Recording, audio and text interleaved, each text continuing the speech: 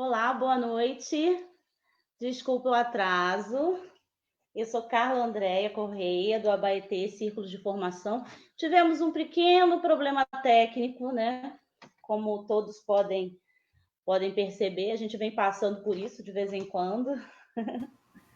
Mas probleminhas técnicos resolvidos, professora Marta Maia conosco, né? E tudo dará certo daqui para frente. Tudo bem, Marta? Tudo bem, querida. Diz pra mim, você tá conseguindo viver bem daí, do jeito que eu tô? E você, a mim? Porque aqui tá Tô. luz ruim, dá para me Não, ver? tá ótimo, tá ótimo. Então tá bom. Bom, então sei para a gente não atrasar tanto mais, né? Eu gostaria, em primeiro lugar, de agradecer sua presença, Marta. A professora Marta, em primeiro lugar, né? A gente quer apresentá-la, né, do Abaetê, mas dizer em primeiro lugar o que ela mais gosta de dizer quando ela vai falar dela mesma, né? Professora aposentada atualmente, né, da rede pública municipal de Niterói, né? Professora de educação infantil, já foi coordenadora de educação infantil, hoje está como professora da Faculdade de Educação da Universidade Federal Fluminense, e ela tem muitas histórias, muitas coisas interessantes para compartilhar conosco, né?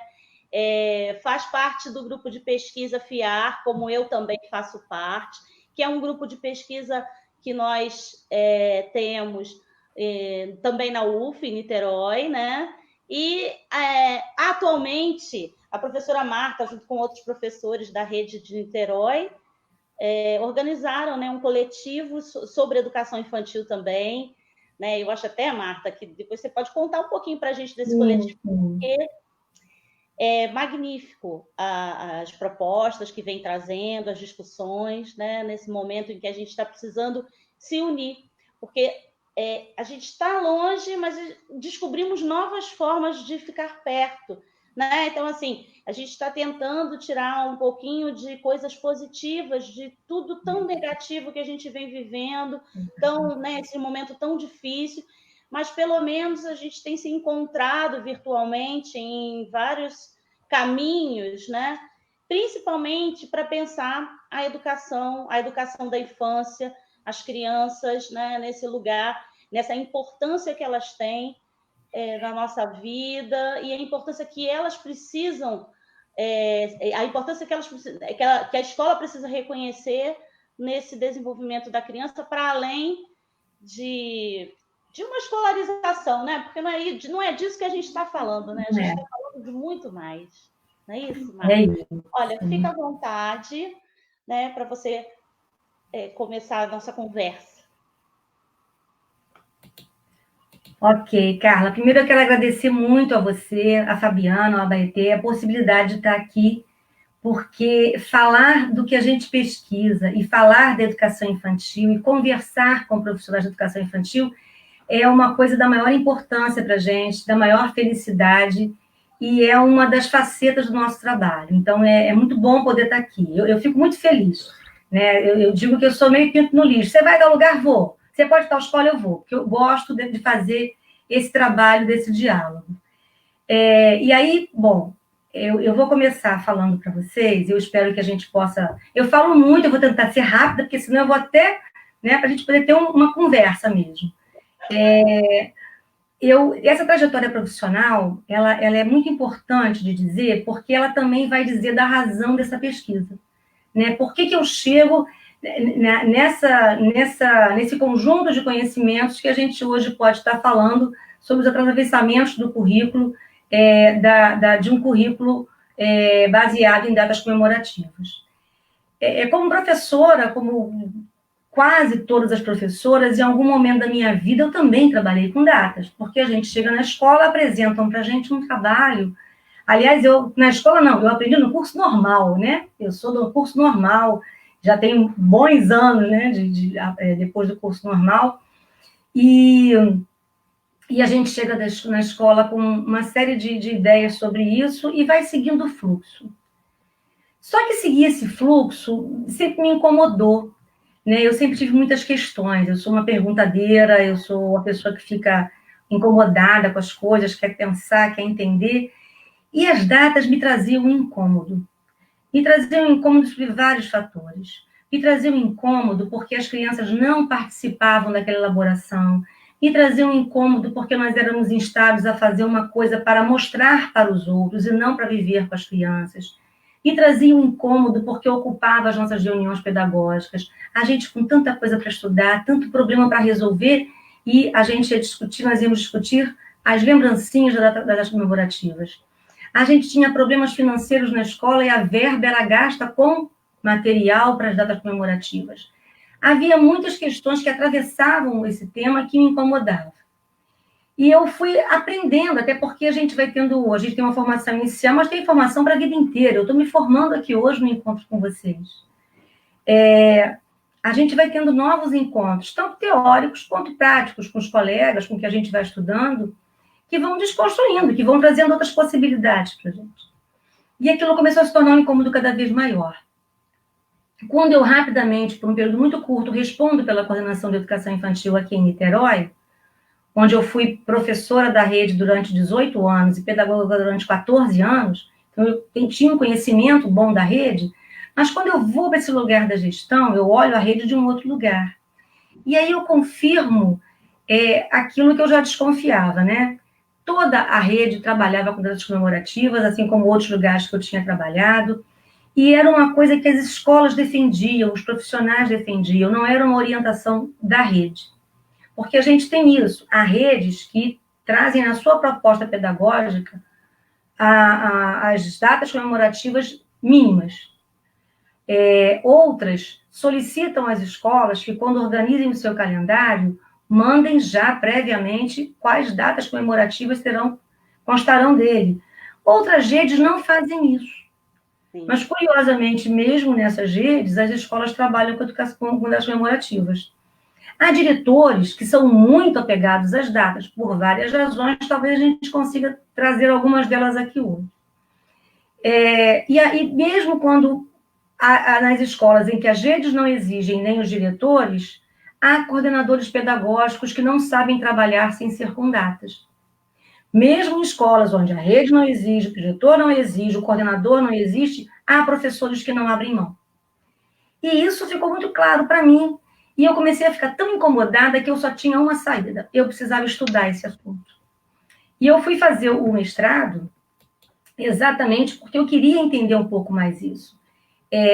A maioria das pessoas, quando vai fazer o mestrado, vai fazer e procura algo para pesquisar. E isso é legítimo, isso é tranquilo. Mas eu não, eu fui fazer o mestrado porque eu tinha um problema para resolver comigo. Eu precisava entender esse negócio melhor. Por que as pessoas são tão apegadas a um currículo organizado por datas? Por que isso é tão naturalizado na escola? E aí eu fui fazer as minhas pesquisas. As minhas suspeitas, algumas das minhas suspeitas, se confirmaram nessas pesquisas. E eu vou trazer um pouco dessas coisas para vocês e outras mais que eu aprendi nisso. Uma é que o currículo organizado por datas comemorativas, ele faz parte de um conjunto de práticas naturalizadas na escola. Aquilo que a gente chegou, já era feito e a gente continua fazendo. E a gente, muitas vezes, não se pergunta por que é feito assim. Uma resposta que eu ouvi muitas vezes dos profissionais que eu entrevistei é de que sempre foi assim. Por que você trabalha com datas comemorativas? Porque sempre foi assim. E essa resposta não vinha acompanhada de argumentos pedagógicos. Não tinha uma razão do pedagógico. Trabalhava porque trabalhava. Porque as mães gostam, porque as crianças gostam, porque eu gosto. Uma rotina, né, Marta? Assim, uma ideia de rotina. Sempre foi assim e não há questionamento sobre isso, não, né? Tem. E eu vou reproduzindo. É uma coisa no automático. Vamos fazendo. Que é uma coisa, Carla, que é muito... não é desejada na educação. Fazer coisas por fazer, né? Nós estamos trabalhando com a constituição de subjetividades, com a construção de sujeitos na sociedade. A gente trabalha com a construção da sociedade. E a gente nós trabalhamos, nós da educação infantil, então eu acho que isso é de uma gravidade enorme, porque as famílias confiam os seus filhos a nós, né? Ela divide a educação dos seus filhos com os profissionais da educação. Então, é muito grave a gente fazer alguma coisa sem refletir sobre ela. E eu via isso, que não tinha argumento pedagógico e que isso não tinha a ver com as demandas das crianças. É um currículo que não dialoga com as crianças. Ele é feito para as crianças, para outras coisas, mas ele não dialoga com as crianças. Então, e aí também, a gente vai também observar que quando há um questionamento por parte do profissional, quando você chega numa escola, passou no concurso, chegou na escola, e você diz, mas por que eu tenho que trabalhar assim? Uhum. É comum que essa pessoa que destoa, ela seja instada a trabalhar desse jeito. Ela não tem uma escuta, muitas das vezes, dos seus pares, dos professores, e nem dos seus superiores. Então, a gente tem muita informação sobre isso, de profissionais que não gostariam de trabalhar dessa forma, mas não se sentem seguros e à vontade para poder fazer diferente. Eu, inclusive, conheço uma pessoa que a única saída que ela encontrou, quando ela passa no concurso de uma grande rede pública, do Rio de Janeiro, na cidade do Rio de Janeiro, e ela vem de uma formação toda contrária a isso, e ela sai da escola. Chegou uma hora que ela não era só isso, havia outras questões, mas chegou uma hora que ela não tinha mais espaço, porque ela era o sujeito destoante. De tanto que isso e outras coisas naturalizadas estão impregnadas na escola, né? Então, como é que isso é forte? Diga. Não, isso que você trouxe do sujeito que acaba saindo, né? Isso acontece mesmo, né? Porque você chega num determinado momento, você não aguenta mais, né? Porque a pressão é muito forte, sabe? A questão de você parece o diferente, né? Você que está ali dentro de uma proposta a partir de estudos, a partir de pesquisas, está tentando realizar um melhor trabalho, mas você é a pessoa que é colocada de lado, né? E de uma certa forma, as suas relações começam a gente entende como muitas pessoas desistem, inclusive, de fazer aquilo que elas sabem que é para ser feito na educação infantil. Porque é muito difícil ser destoante. Eu sempre fui bastante destoante em muitas coisas, inclusive nessa. E sempre carreguei o peso disso. Te digo que fazer as pesquisas e consolidar isso num conhecimento balizado pela academia me deu mais potência para dizer, olha, não é assim. Eu, inclusive, pude chegar em alguns lugares e falar assim, eu não trabalho assim. Mas isso tem um ônus muito grande a nível pessoal mesmo, né? Porque você fica sendo uma pessoa diferente. Mas a gente é diferente em muitas coisas, porque, primeiro, que não somos iguais, e segundo, porque na educação infantil, e a gente vai falar um pouco disso, a gente tem ainda uma distância muito grande ao que a gente já tem de legislação e de um arsenal teórico, né? Nós ainda não conseguimos disseminar, capilarizar um conhecimento construído sobre educação infantil. Então, é muito difícil mesmo lidar com isso. Mas, na pesquisa com as datas, a gente foi vendo que existem algumas questões que são muito pesadas, muito fortes, né, que fazem com que elas estejam presentes. Uma é a religião. E, embora sejam poucas datas religiosas que a gente encontre hoje na escola, essas datas, elas estão em todas as escolas que trabalham com datas. Às vezes, a escola abriu mão de todas, mas tem dificuldade dessas. É verdade. E aí, elas são particularmente a Páscoa e o Natal.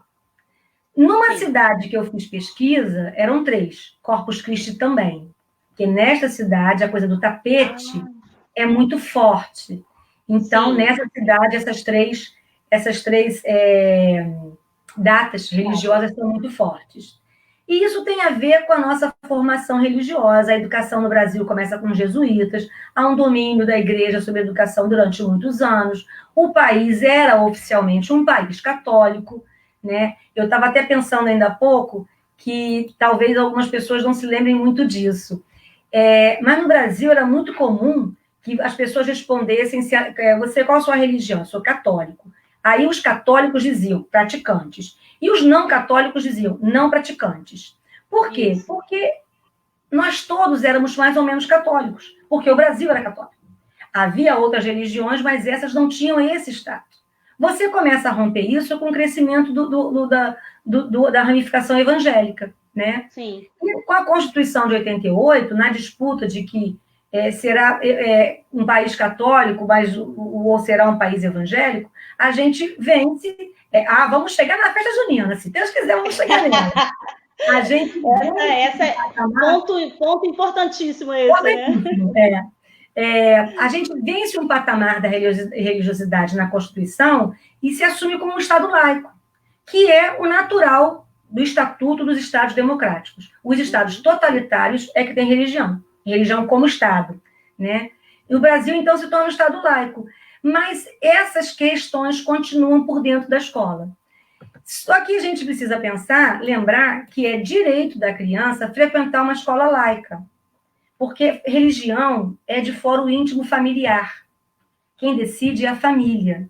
Mas nós trabalhamos uma certa religiosidade dentro da escola com muita naturalidade. Quem nunca sentou para fazer o lanche e falou, junta as mãozinhas, papai do céu, obrigado pelo nosso lanchinho.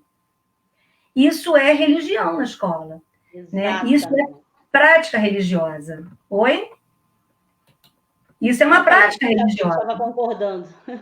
Né? E a prática religiosa, ela se chama proselitismo. É isso mesmo, Mariana. Hoje, destoar é defender os direitos das crianças e estar com as diretrizes. É exatamente disso que a gente está falando.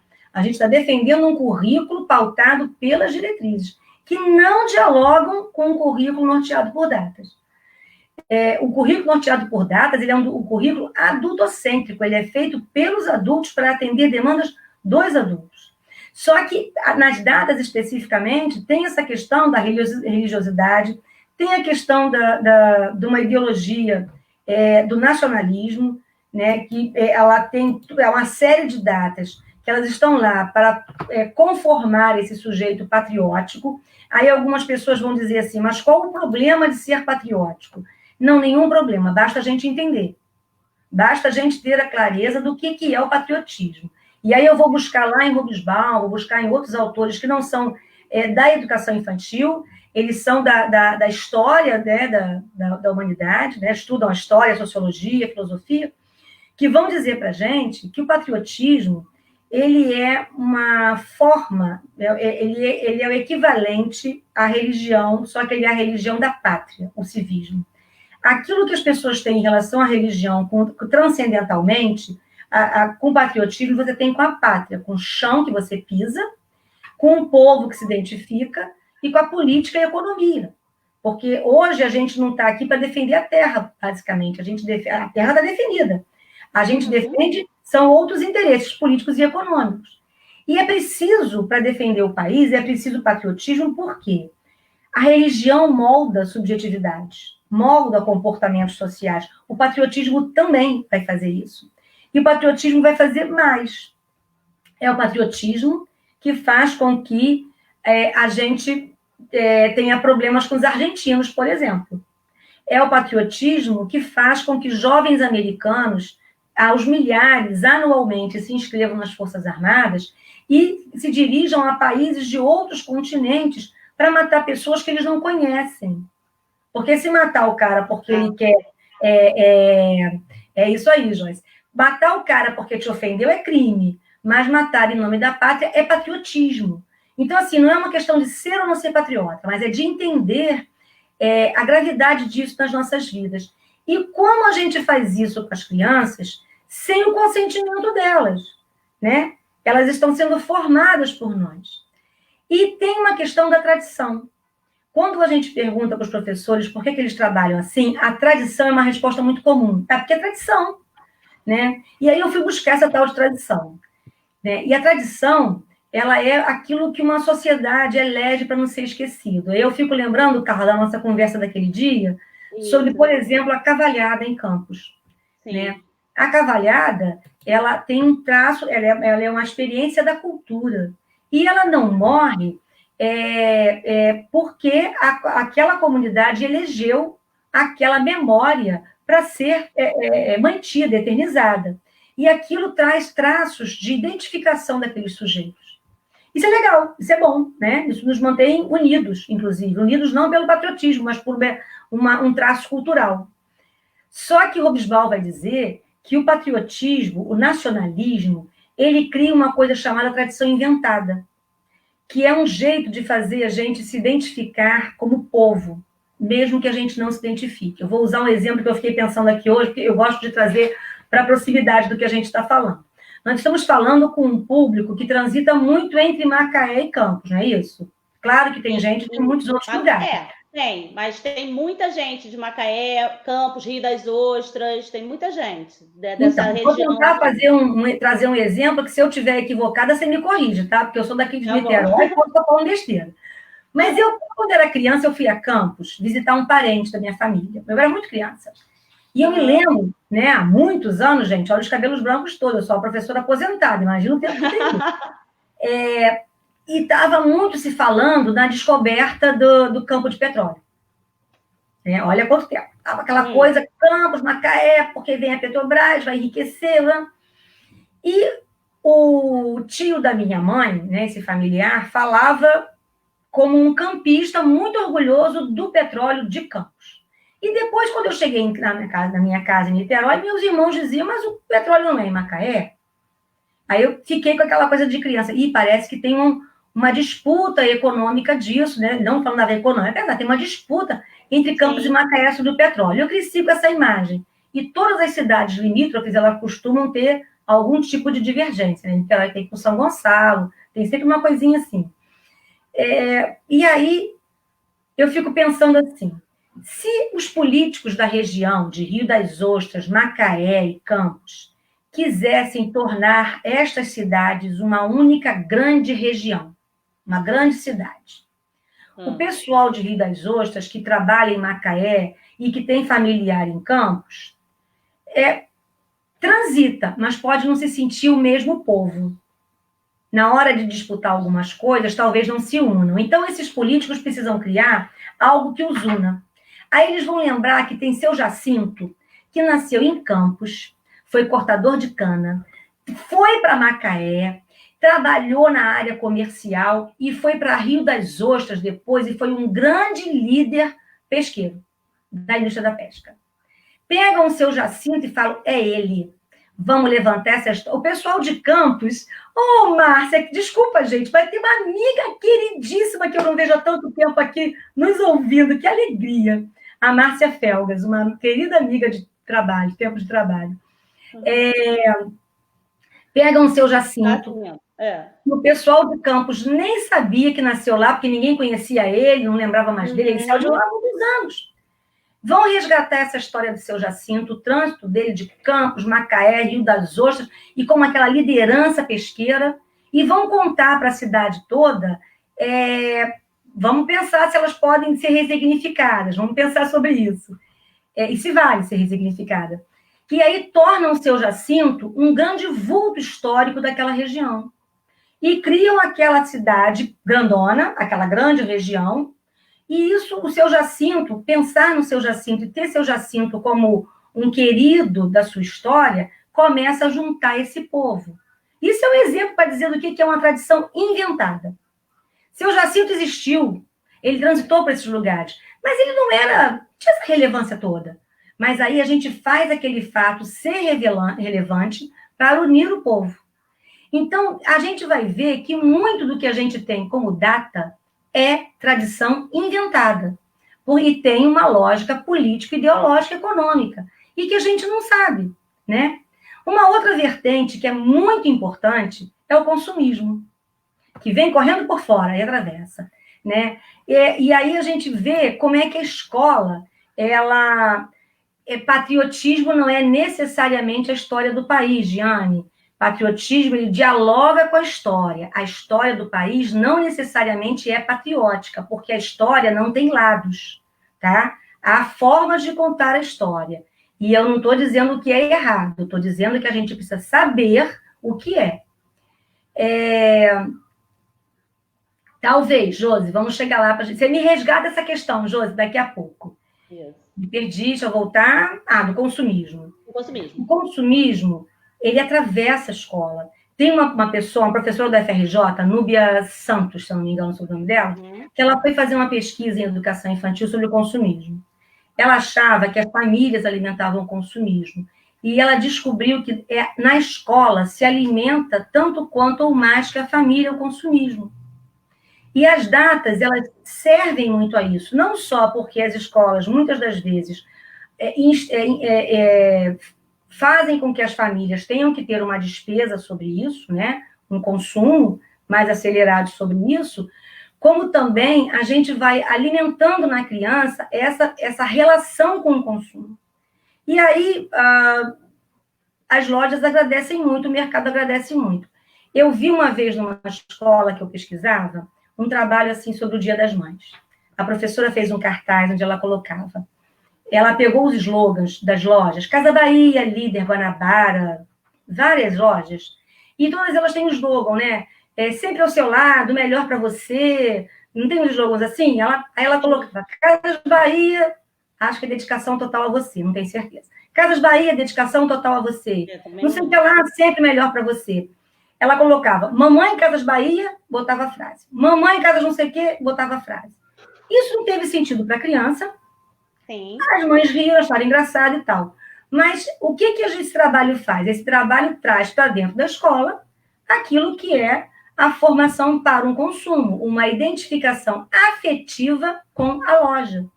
Isso está por trás desses trabalhos, está por trás dessa loja. É um exagero? Vamos pensar que a criança pode entrar na escola com 6, 7, 8 meses, creche, e ela sai da educação infantil quando completa 6 anos. Então, são 6 anos da vida dela de constituição no mundo. Então, isso vai falar bem alto com ela. Bom, essas datas, elas têm diversas implicações e que a gente pode vir discutindo aqui, eu acho que vai entrar as questões que estão sendo trazidas, e a gente vai trazer a questão de que elas se dividem entre religiosas, cívicas e morais, e elas se dividem também com as de conhecimentos gerais. A gente faz uma classificação disso, as religiosas, as cívicas, que são inclusive aquelas que tratam da pátria, mas que tratam também da família e de uma convivência social. E as de conhecimentos gerais, que são em menor número, mas que poderiam ser aquelas que trouxessem uma ampliação cultural para a criança. Mas ainda assim, mesmo essas que têm a perspectiva da ampliação cultural, a gente vai trazer algumas questões. Elas têm, na nossa avaliação, na conclusão que a gente pode chegar com a pesquisa, que é claro que é uma conclusão que é desta pesquisa, dessa pesquisadora, nesse contexto, e que ela vai sendo alimentada. Existem 3 eixos que eu chamo, né? A escolha, o engessamento, esqueci o outro gente. E o empobrecimento.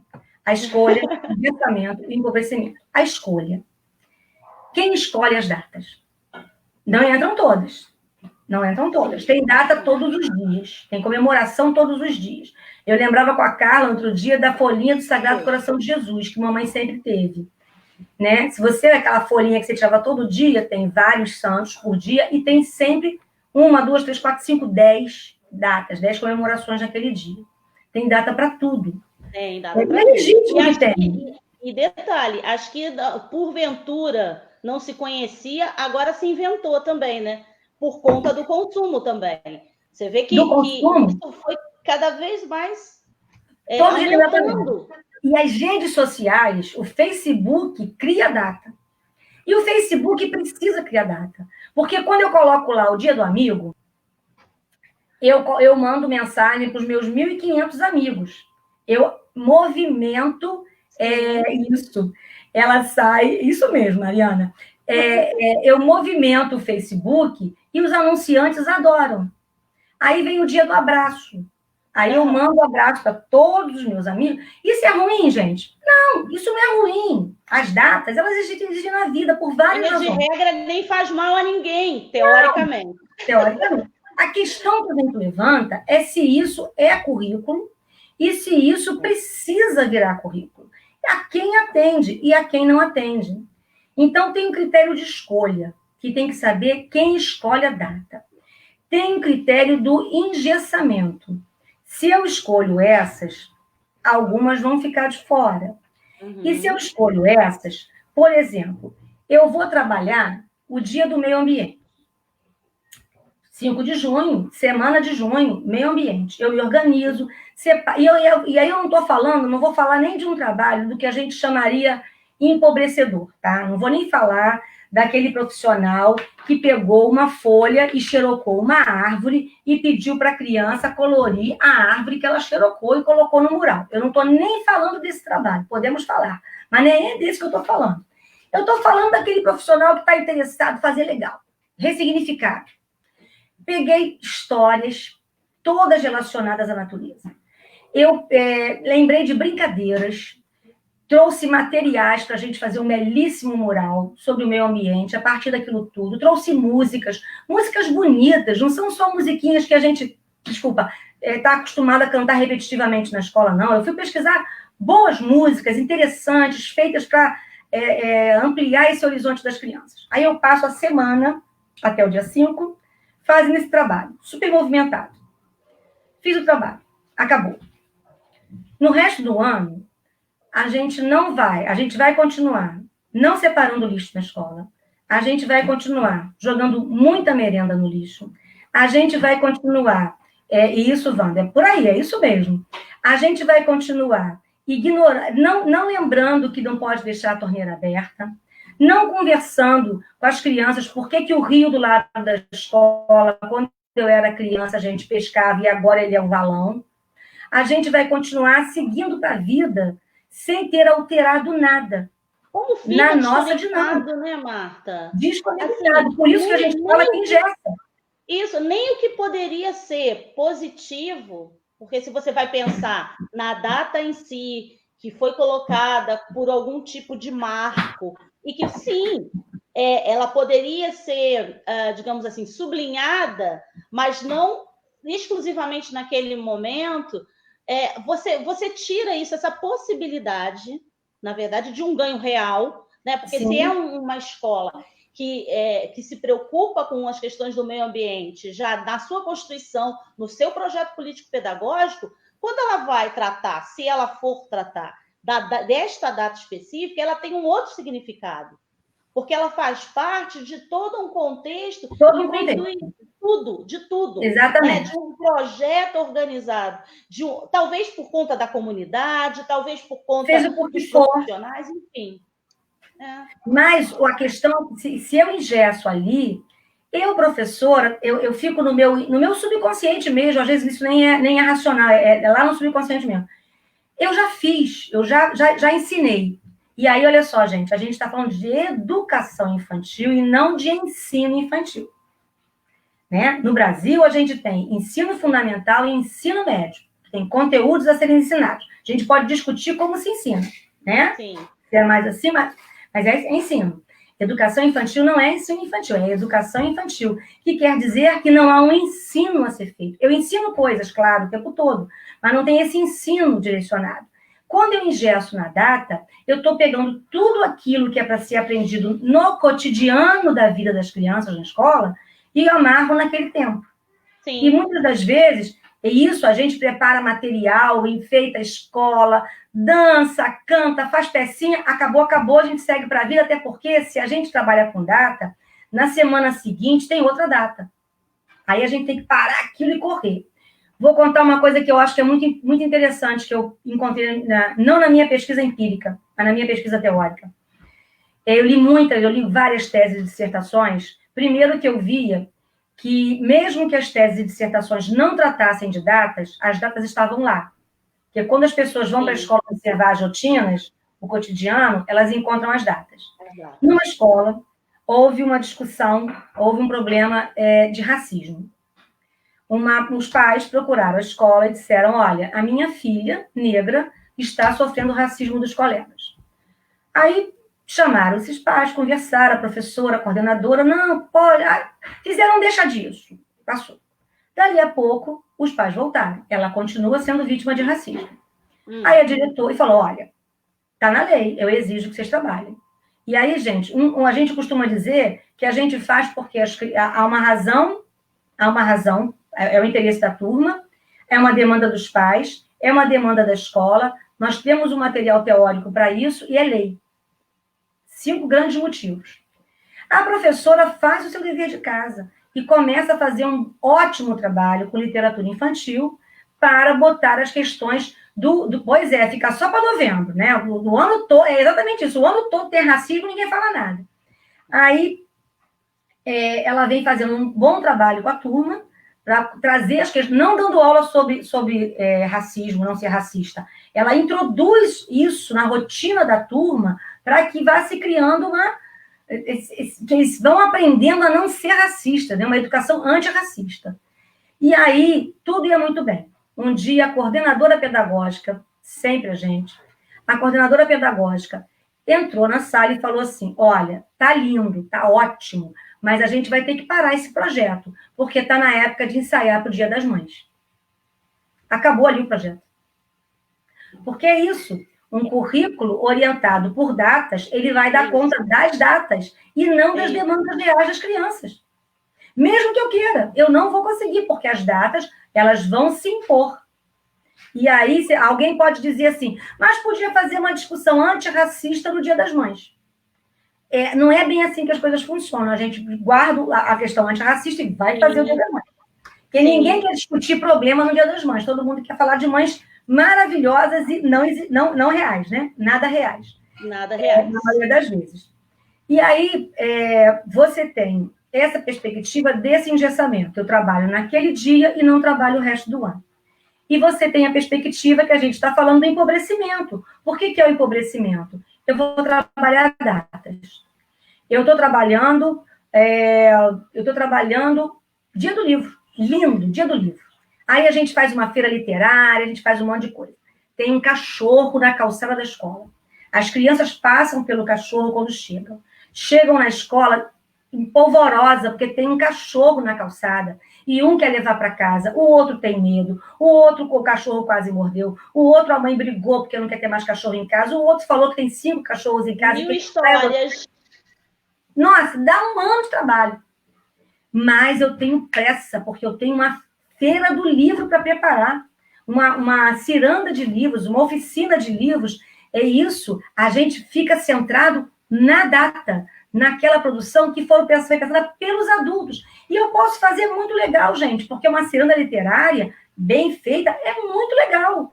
O problema é que ela está amarrada ali e ignora o que se passa com as próprias crianças na vida real delas.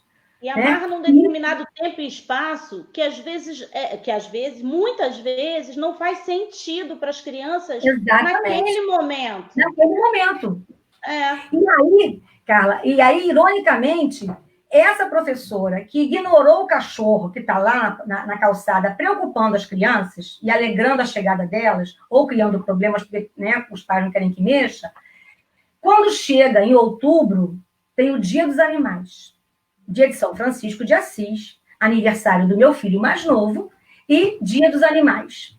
Aí a gente vai trabalhar o cachorro do livro, o cachorro do mural, o cachorro que a lojinha da esquina vende lá para botar na parede, o cachorro das musiquinhas, os cachorros que eu vou ter que criar um fôlego para ele existir. Mas tinha um cachorro na calçada. A época de trabalhar a relação com os animais era aquela, que tinha um cachorro na calçada, mas eu estava amarrada naquilo ali. E aí, eu acho que eu vou tentar trazer para o currículo mais amplo, né? Lembrança, é um currículo adultocêntrico. E nessa perspectiva do currículo adultocêntrico, tem uma história também da minha pesquisa, porque tem muita história das pesquisas. Tem uma história da minha pesquisa que eu acho muito, muito, muito interessante. Assim, primeiro, eu preciso dizer a vocês que quando eu trago as questões que eu observei com críticas, isso não é de maneira nenhuma um desrespeito a esses profissionais. Esses profissionais receberam esse material para terem acesso. E eu não encontrei, na minha pesquisa, nas pesquisas que eu fiz, eu não encontrei nenhum professor de educação infantil que eu pudesse dizer, esse cara não está nem aí. É um descomprometido. Eu não encontrei na pesquisa. Existem, mas dos que eu estou falando de pessoas extremamente comprometidas com o seu trabalho. Essa moça que eu vou falar agora, que me deu essa entrevista, ela, inclusive, é uma pessoa das mais comprometidas que eu já conheci. Só que ela era uma professora que não era de educação infantil, e aí ela diz para mim assim, eu estou aqui este ano, mas eu vou embora. Eu vou voltar para o ensino fundamental, que é de onde eu sou. Eu vim para cá, e aí o que eu vou dizer dela não a desmerece, e é a história de muitos de nós. Eu vim para cá porque eu tive uma filha. E esta escola recebe crianças da idade da minha filha. E eu precisava colocá-la numa escola de horário integral para eu trabalhar, porque eu trabalho de manhã na Secretaria Municipal, à tarde eu dou aula aqui, e à noite eu tenho um contrato de EJA. Ela é uma professora de 3 turnos, como muitos de nós. E aí ela coloca a filha nessa escola, e para ela poder, para equilibrar a vida dela, ver a filha, e poder pegar a filha na escola, levar para casa a tempo de chegar no 3º turno, ela vai trabalhar nessa escola. Mas ela nunca trabalhou com educação infantil, ela não sabe o que fazer ali. Né? Mas ela chegou e foi para a sala. E aí, quando eu pergunto para ela por que trabalhava, como é que ela faz, eu vou te explicar. A gente trabalha com isso porque ajuda a organizar. Eu falei, como que ajuda a organizar? É assim, a gente chega em fevereiro, muitos de nós aqui vamos nos identificar com isso. Aqui é muito comum. A gente chega em fevereiro, organiza o semestre, organiza os conteúdos, escuta a palavra, conteúdos, por bimestre. Depois que a gente separou os conteúdos, a gente coloca ali as datas e está pronto. Quando chega mais perto, a gente só vai ver quais são as lembrancinhas, os trabalhinhos, as tarefinhas, as festinhas e tal. Mas o planejamento está pronto, organizado. Quais os problemas disso? Primeiro, esta escola, como muitas escolas, estão fazendo um planejamento para um ano letivo de um grupo de crianças que eles não conhecem. Essa professora não conhece a sua turma. Ela não sabe de onde eles vêm. Elas não sabem quais são. Ah, mas eu dei aula para a irmã. A irmã era uma outra pessoa, tá? A família... gente, nós na família, se eu perguntar para 2 irmãos, separadamente, como é que é a sua família? Um vai dizer uma coisa, o outro vai dizer outra. Eu tenho 2 filhos. Um dia um falou assim, um dia um filho falou assim, essa casa, você está sendo muito ditadora. Essa casa está muito ditatorial. O outro filho virou e falou assim, tá doido? Ela discute tudo com a gente. Entendeu? A mesma mãe. Juntos, né? A mesma mãe o tempo todo, é isso, né? Mesmo pai, mesma mãe, tudo igual, tudo parecido. Mas a maneira como cada um percebe o mundo é de um lugar único. Então não adianta dizer, já dei aula com os 3 irmãos. Foram os 3, agora é outro. Não conhecem essas crianças, não sabem como é que elas juntas vão tornar, que grupo vai se criar, vai se tornar com elas. Então, eu já faço uma seleção prévia de coisas para trabalhar sem elas, já é o primeiro problema. O segundo problema é que eu faço uma seleção de conteúdos. Quais são os conteúdos da educação infantil? Não tem. A gente não tem conteúdo prévio. A gente tem diretrizes curriculares que nos apontam caminhos para fazer a inserção cultural da criança no mundo. E aí, os temas, os assuntos, o que virar a ser quase é um conhecimento, não é um conteúdo, é um conhecimento, ele vai acontecer ao longo deste tempo, deste ano, de encontro com as crianças, nas relações e nas interações com elas. Então, se eu seleciono conteúdos para trabalhar, eu já estou dizendo que eu não vou dialogar com essas crianças, que eu vou fazer, eu vou dar aula. E educação infantil, a gente não dá aula, a gente vivencia uma experiência com as crianças ao longo de 200 dias letivos. Então, essa questão e isso é muito comum, fazer esse planejamento prévio. Então, ele é adultocêntrico, ele visa o ensino de um conteúdo ou de um valor. A educação infantil não é para isso. Na educação infantil, os temas de estudo e pesquisa são circunstanciais, eles vão acontecer de acordo com as circunstâncias. Quer dizer, E eu fico esperando a borboleta, aquilo que a gente falou, eu fico esperando a borboleta entrar pela janela, não fico esperando não, porque vai entrar barata, rato, gavião, cobra, mariposa, e você não vai ver, porque está esperando a borboleta, né? Mas você tem um papel organizativo do espaço e do tempo e dos materiais para oferecer a essas crianças possibilidades de pesquisa, de curiosidade, de exploração do mundo. E é isso que vai te dizer. Mas se eu estou preocupada com a data, não vou ouvir as crianças. Eu não vou saber do que elas falam. Eu não vou saber quais são os temas importantes. Eu posso estar muito preocupada em preparar o dia de alguma coisa, o dia do amigo, e fazer uma festa. Gente, eu fiz uma festa do amigo uma vez, inesquecível, linda. Só tem esse problema, fui eu que fiz para eles, entendeu? Não, você está trazendo uma questão que é muito importante, porque assim, existe uma angústia muito forte, né, dos professores, principalmente, de como, então o que eu faço? É impressionante que a gente, mesmo os professores que vêm estudando, como você disse, tudo que você está trazendo aqui, Marta, são de pessoas altamente comprometidas. Então, a gente não está falando realmente... Não. Quando a gente traz esse assunto para discutir, isso é importante frisar, não é só para trazer uma crítica e dizer isso está errado. É para refletir, é para provocar uma reflexão, né? E entender por que a gente fala tanto que a data comemorativa ela não pode ser o cerne do currículo. Não é que ela não exista, não é que ela é proibida, não é nada disso. É simplesmente que ela engessa, como você trouxe, né? Ela engessa um conhecimento que muitas vezes não tem nenhum significado para a criança, entende? Então, assim, uma coisa é você vivenciar coisas, né, datas que são culturais e datas até que são faladas, né? Não é proibido falar a data, entendeu? Mas o que isso vai significar? Eu parar ou melhor, parar não, eu dirigir todo um trabalho para isso, né? Se isso não tem nenhum significado para quem, nenhum sentido, quantas crianças que fazem 1000 coisas e não sabem nem por que estão fazendo, entendeu? Isso a gente precisa ter muito cuidado mesmo. Isso, inclusive, eu estava até falando isso com você, eu na pesquisa, eu entrevisto as crianças na hora das atividades. Uhum. E elas, eu tenho um texto sobre isso que fala de quando as atividades não são interessantes para ela, quando elas não têm envolvimento, quando não são significativas, elas não sabem me explicar o que estão fazendo. Elas estão fazendo porque elas têm porque a tia mandou, porque a tia pediu, porque é para fazer assim. Eu estou fazendo isso aqui porque a tia falou que aí, quando eu chegar na outra escola, que é uma escola preparatória, né? Agora, quando tem sentido para elas, elas te explicam tudinho. Te contam tudinho.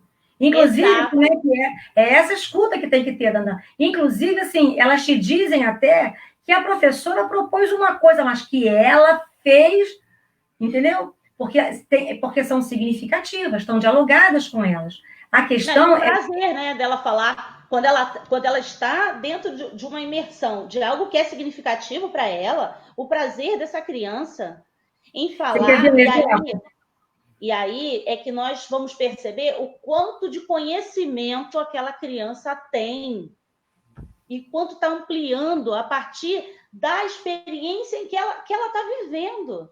Então, assim, é isso. E mas para a gente poder perceber, a gente tem que estar disponível. Sim. E a organização curricular da educação infantil, ela passa pela nossa disponibilidade para o outro. Né? Para esse outro que é a criança. A gente tem que estar disponível para ela, por ela, com ela. Né? As entrevistas foram fantásticas, a experiência delas foi fantástica, mas eu ouvi coisas assim, olha, 8 de março, quando a gente está querendo fazer uma coisa mais antenada. Não estou fazendo só Dia das Mães, eu faço 8 de março. 8 de março é um dia nosso, importante, de luta, de dizer para o mundo que a gente existe, que a gente é cidadão, que a gente é ser humano e tem direito. As crianças precisam aprender isso no cotidiano, não numa data. Aí eu cheguei na sala, tinha um cartaz na parede, já pronto lá, com várias figuras de mulheres, escrito 8 de março, Dia Internacional da Mulher. Aí eu comecei a conversar com as crianças, o que é isso, que legal, quem fez, como é que vocês fizeram e tal. Eu estava numa escola de uma cidade da região metropolitana do Rio de Janeiro, muito pobre, numa comunidade muito pobre, uma escola pública, onde a maioria das crianças eram negras, vindas da comunidade local. Naquele cartaz havia várias mulheres louras, modelos, artistas da Globo, artistas de Hollywood, né, cantoras, estavam lá. E aí eu começo a perguntar, né, quem fez e tal. Aí a criança vai lá e me mostra, essa é minha mãe, não sei o quê. Essa criança negra me mostrou uma mulher branca, loura, de cabelos compridos, magérrima, uma modelo. Então, aí a gente começa, tem as questões da identidade, da subjetividade, que atravessadas aí e que não se percebeu. Até porque, se for reportagem de revista, a gente está cansado de saber que é uma grande luta do movimento negro se fazer representar nos meios de comunicação. Não tem quase, né?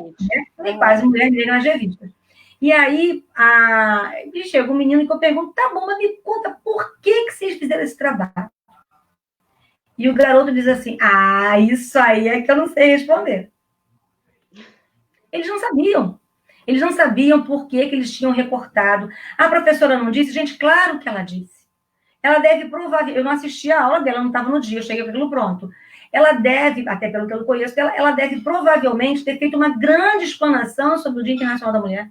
Com certeza. Exemplos, só que não tinha nada a ver com eles. Eles ouviram e foram felizes da vida a recortar a figura de revista, porque o barato foi recortar a figura de revista. Ainda que a professora tenha dito que tinha que ser mulher, não podia ser cachorro, não podia ser homem, tinha que ser mulher. Né? Então, isso está atravessadíssimo aí, Joyce. Então, assim, às vezes a gente está querendo fazer uma coisa muito legal. Só que se a gente não tem escuta para o que vem das crianças, a gente não vai estar alterando nada. A gente vai fazer uma coisa que eu aprendi no começo da minha vida profissional e que ainda se diz nas escolas. Que as crianças precisam ficar ocupadas. Que crianças ocupadas não dão problemas. E que professores que mantêm crianças ocupadas são bons profissionais porque estão trabalhando. E escola boa é escola silenciosa. Isso é tudo mentira. Isso é tudo de uma época que a gente quer dar como vencida e que não vai ao encontro da legislação que a gente tem hoje. E que luta para dar como vencida isso, hein, Marta? Que luta para dar como vencida isso. Pois é. A gente ainda está lutando. Professor bom não é professor que controla a turma. Turma boa não é turma calada. Criança não tem que ficar ocupada. Ocupada é uma lógica do sistema capitalista, que a gente tem que produzir o tempo todo. E na educação infantil que eu me formei para trabalhar, eu tinha que manter, eu podia ser com coisas maravilhosas, mas eu tinha que ter atividade para manter as crianças ocupadas o tempo todo. Então, a minha angústia era ter coisas para fazer uma atrás das outras. Gente, isso atropela a infância, isso não dialoga com ela. Né? Então, isso é uma questão são questões das datas. Mas tem questões que foram colocadas aí, Carla, que a gente podia ver se podia tratar. Né? Alguém colocou em relação ao patriotismo, talvez se for uma questão... Eu ia até falar isso com você. Tem duas... Depois a gente pode até ir com calma vendo algumas questões, mas duas questões, assim, eu acho que são importantes você tocar, que é a questão do patriotismo, né? Acho que é a Giane, né, que colocou inicialmente sobre a questão, e você deu uma pincelada e falar assim, será que o patriotismo é a história do país? Então, eu acho bom desenvolver um pouquinho isso. E falar um pouco também desse lugar da cultura, porque teve gente que já perguntou sobre a festa junina, por exemplo, entendeu? Então, isso também é bem interessante, porque são coisas... O que acontece, né? Quando a gente está na escola, as pessoas que estão refletindo sobre as datas comemorativas e já concluíram que isso realmente não é o currículo, né? Então, que isso não deve pautar um currículo, né? Então, assim, se começou a retirar, né? Muitas escolas vêm fazendo isso, se retirar esse lugar da data comemorativa, essa importância dada às datas comemorativas nas escolas. Mas existem algumas datas, talvez, que poderiam ser consideradas importantes de fato de serem comemoradas, lembradas, tocadas, enfim. Né? Será que existe esse lugar para alguma coisa? né? Ou não existe? Eu acho que falar um pouquinho também sobre isso é bacana. Tá, deixa eu pegar lá no patriotismo primeiro. Tá. Olha só, a questão do patriotismo. O patriotismo é uma lógica, é uma construção ideológica para que a gente respeite e acredite na crença de que aquela organização social é boa para a gente. Ela não nasceu com a humanidade. A humanidade viveu coisas muito diferentes. E há povos que vivem coisas muito diferentes. Você tem as comunidades indígenas, elas são dadas como brasileiras porque elas estão num território que nós determinamos como Brasil. Mas elas não são donas desse território, né? Os índios, inclusive, falam que eles não podem ter posse da terra. Né? Então, eu estava até lendo sobre isso. Índio não pleiteia a posse da terra para ele, porque ele não pode ser dono da terra porque ele é parte dela. É uma outra forma de entendimento que é muito linda. Mas eles não se preocupam em amar um pedaço de terra, porque eles são parte da natureza. Então, eles têm que preservar tudo aquilo. É um outro conceito. Você vai ter outros lugares, outras organizações sociais pelo mundo que vivem de maneira que não precisam se relacionar com o conceito de pátria. Um conceito de pátria é um conceito da modernidade que o homem criou e nós aprendemos que sempre foi assim. Ele é ruim? Não, ele é um conceito. A gente precisa saber que ele é um conceito, que ele não está no meu DNA. Nós não somos homens e mulheres porque temos pátria. Pátria é uma outra coisa. É a história de um povo? Bom, a história é o que a gente vive, né? E depois ela é narrada. Ela pode ser narrada por diferentes sujeitos, por diferentes afiliações. Há uma história que ela a comunidade científica, a comunidade da ciência, história, ela vai balizar alguns autores. Pelo quê? O que diz que a nossa pesquisa é boa? Na minha pesquisa, eu tenho que dizer, eu não identifico o município e as escolas e as pessoas, porque eu combinei isso com as pessoas. Porque nós fazemos muitas críticas àquilo que nós encontramos lá. Não só em relação às datas, em relação às condições da escola, falta de pessoal, salário, plano de cargos. Eu entreguei um dossiê à secretária de educação depois. Ó, tá aqui, tá? Olhando a sua rede, olha o que tem aqui para ser visto. Claro que morreu ali, mas eu entreguei. Imagino. Que pena, né? Pois é. Que pena. Mas a gente precisa dar as coisas que eu falo na pesquisa, eu tenho que dizer de onde eu tirei. Porque quando você lê o meu trabalho, qualquer trabalho científico, da Carla, se você olhar os trabalhos científicos da Carla, você vai olhar, ela vai dizer assim, eu estou avaliando que isso é assim, assim, assim. E ela vai dizer baseado em quê? Ela vai dizer no autor que ela leu, nas tantas horas de observação que ela fez na escola, nos tantos documentos que ela analisou, nas tantas horas de imagem que ela teve que ouvir, nas tantas horas de entrevista que ela fez. A gente tem que dar as fontes, porque o trabalho científico não pode ser a minha opinião. É claro que a minha subjetividade está ali, porque até a escolha do tema tem a ver com a minha subjetividade. Eu não ia falar de dança, que é uma coisa lindíssima, mas não é uma coisa que me movesse para pesquisa. Eu não ia falar de culinária. Culinária, então, gente, que eu não ia falar, eu só vou de comer. Né? Não ia falar sobre culinária. E tem gente que fala maravilhosamente bem.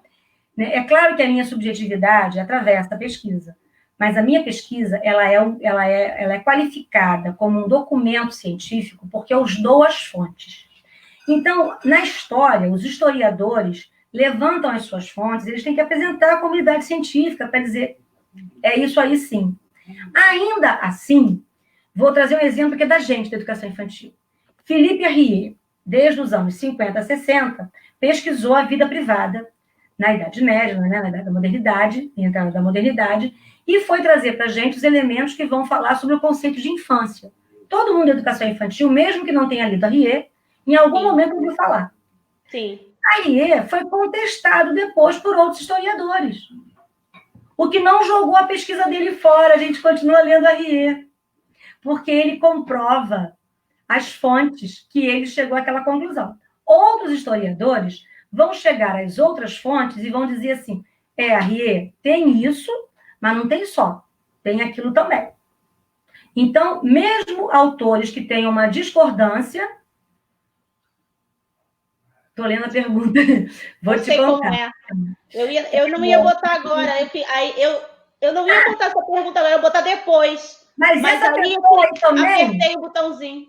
olha só, você e Fabiana estão querendo que eu me emocione, porque vocês estão colocando amigas. Essa pessoa aqui, a Aline Amaral, é uma amiga de vida, uma querida, amada, assim. Que Então, bom, viu? pois é, olha só. Eu vou te dizer que você aposto que ao terminar isso aqui, você vai ter outras queridas amadas aqui chamando. Ah, que bom, também, com tá? certeza. Que bom. Mas, e me perdi, vi a Aline, me perdi, gente. Desculpa, você A estava história, falando. a história. Então, é isso que valida aquilo como um trabalho acadêmico. O patriotismo, ele não fala da história do país, ele fala de uma forma de olhar a história do país. Você quer ver uma coisa? O patriotismo cria mitos, cria vultos, cria monumentos, personalidades, para que a gente idolatre, para que a gente admire, e isso construa na gente um modelo de sujeito. O Brasil tem um mito da tradição inventada, muito conhecido. Alguém imagina quem seja? Eu estudei na escola, fiz muito trabalho sobre ele. Um mito. Tiradentes. Ah, sim. Tiradentes sim. É uma invenção. Grande Marte. Ele viveu, ele existiu, mas ele, como herói, ele é uma invenção. Tiradentes, na monarquia, foi um traidor. Foi preso, foi esquartejado. O seu corpo foi espalhado, as suas terras foram salgadas. Sabe por que se salga a terra? É quando você quer apagar a existência de alguém, você destrói tudo que é dela e salga a terra para que nada nasça, para que ninguém mais saiba dela. O Império aniquilou a imagem e a história de Tiradentes. Claro que ficou simbolicamente, porque ele existiu. Na República, olha, lembra que eu falei de criar o sentimento de nação. Nós éramos um povo, tínhamos um império, nós éramos colônia. Amávamos um rei lá em Portugal, que veio viver aqui, que foi embora, ficou o seu filho. Esse filho, por razões que não eram do nosso interesse, eram razões econômicas, esse filho acaba declarando a independência. Nós somos ótimos, nós somos um país que quem declarou a independência foram os portugueses, os colonizadores, e não nós mesmos. Acho que só o Brasil fez isso. E aí, nós passamos a amar este imperador, este rei. Sim. Ao final do reinado, quando entra a república, todos nós que amávamos, vivíamos aqui e amávamos esse rei, o cidadão comum, não quem tomou o poder, mas o cidadão comum que amava este rei, tinha que aprender agora a amar um presidente. E eu tenho que construir essa subjetividade, eu tenho que construir essa consciência. Então, eu crio, é uma lógica, uma teoria do patriotismo, do nacionalismo, criar símbolos, bandeira, hinos, vários, e ídolos. E aí, a tradição inventada de Rubens Bal vai-se lá que bom, Joyce, vai-se lá na monarquia e pega um símbolo máximo da traição à coroa, símbolo não pode ser qualquer um, tem que ser um símbolo máximo, resgata e traz para a atualidade, para aquela atualidade, e monta até fisicamente, um sujeito. A imagem que a gente tem de Tiradentes, os historiadores já provaram que é mentira. A função primeiro que ele nem era tão branco, né? Segundo, que a função que ele tinha, ele não podia ter aqueles cabelos longos e ser barbado. Eu até vi um filme brasileiro sobre Tiradentes, que eu não sei o nome agora, mostra Tiradentes como um sujeito bem rude, aquela coisa bem... mas que sai lá para fazer a coisa do pagamento dos impostos.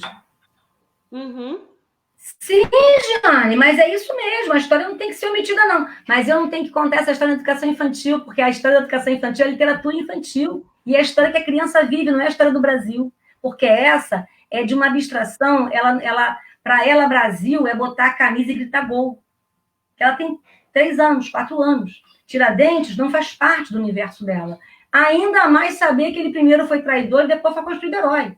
Isso é do ensino fundamental. E a antecipação de conteúdos está nas diretrizes. Não é o lugar da educação infantil.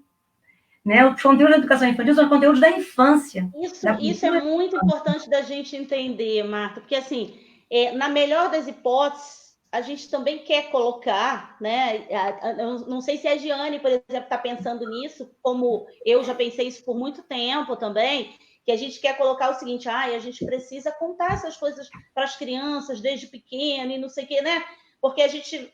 A gente não omite.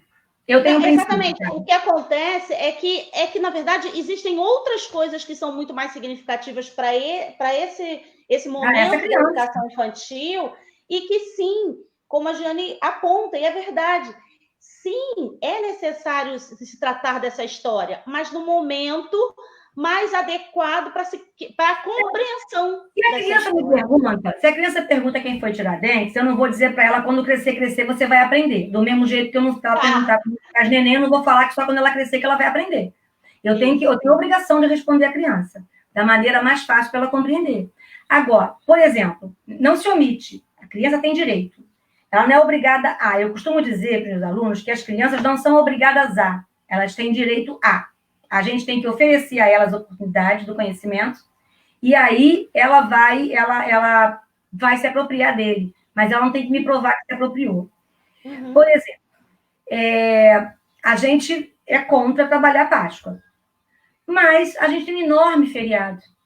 E a gente tem que explicar para as crianças que a gente vai ficar 4 dias fora da escola. Quinta, sexta, sábado, domingo. Uhum. E aí as crianças vão ficar quinta, sexta em casa. Por quê? Porque é feriado. Por quê? Porque é Páscoa. Por quê? Porque, e aí isso é muito importante, gente, não é negar a religião alheia, é não dá-la como verdade. Porque aquilo que é verdade para a professora pode não ser verdade para a mãe da criança. Exato. Né? Lembrar que as religiões, elas são verdades para grupos de pessoas. E as crianças, elas entendem isso. Elas começam a perceber, elas vão entendendo isso, elaborando isso. Que para um grupo de pessoas, houve um cara, há muitos anos, chamado Jesus, que era um cara muito legal. Mas tinha gente que não gostava dele. E aí ele foi morto. Isso foi muito triste. E essas pessoas que gostavam tanto dele, elas passavam a se reunir para lembrar esse momento tão triste da vida delas. Isso foi há muito tempo.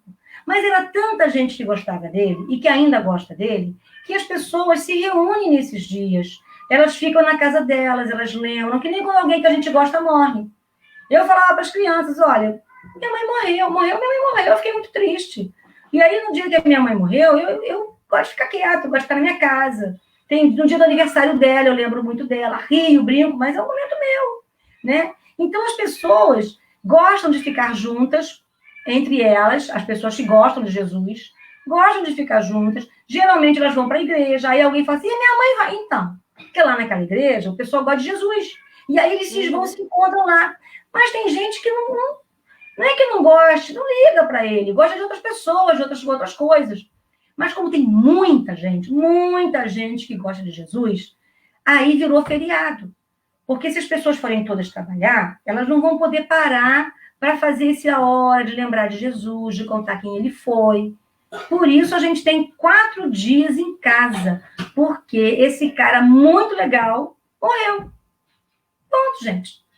Mas ele é bom, aí é religião. Aí é a mãe dele que vai dizer.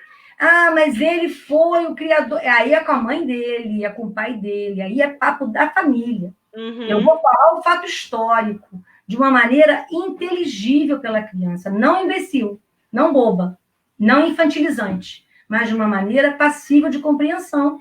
Cara, um cara legal, ela sabe que é um cara legal.